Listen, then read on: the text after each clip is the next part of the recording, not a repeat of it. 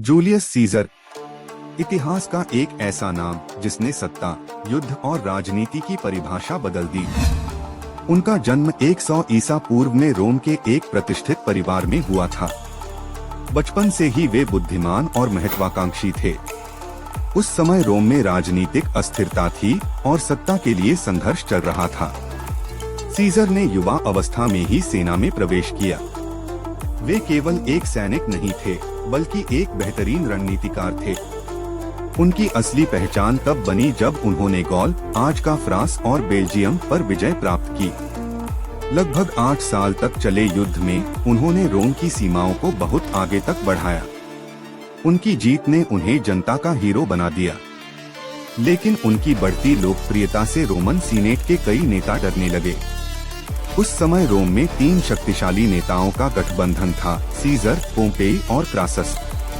इसे फर्स्ट ट्रायम्विरेट कहा जाता है। लेकिन समय के साथ यह गठबंधन टूट गया और सीजर और पोम्पेई के बीच गृहयुद्ध शुरू हो गया। 49 ईसा पूर्व में सीजर ने एक ऐतिहासिक कदम उठाया। उन्होंने अपनी सेना के साथ रूबिकॉन नदी पार की। यह कदम विद्रोह के समान था। उन्होंने कहा था, एलिया आयट्टा ईएसटी यानी पासा फेंका जा चुका है। इसके बाद सीजर ने पोम्पेई को हरा दिया और रोम का सबसे शक्तिशाली व्यक्ति बन गए। उन्हें डिक्टेटर ऑफ रोम घोषित किया गया। उन्होंने कई सुधार किए, कैलेंडर में बदलाव, जिसे आज हम जूलियन कैलेंडर के नाम से जानते हैं, कर्ज में राहत और प्रशासनिक सुधार। लेकिन उनकी बढ़ती शक्ति से सीनेट के कुछ सदस्य असंतुष्ट थे। उन्हें डर था कि सीजर खुद को राजा घोषित कर सकते हैं।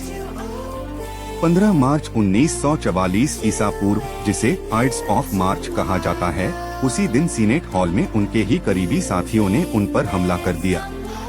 ब्रूटस, जिन्हें सीजर अपना मित्र मानते थे, भी इस साजिश में शामिल थे। कहा जाता है कि मरते समय सीजर ने कहा, एट टू ब्रू, अर्थात तुम भी ब्रूटस। उनकी मृत्यु के बाद रोम में फिर से गृहयुद्ध हुआ। अंततः उनके दत्तक पुत्र ऑक्टेवियन, जो बाद में ऑगस्टस कहलाए, ने सत्ता संभाली और रोमन साम्राज्य की स्थापना की।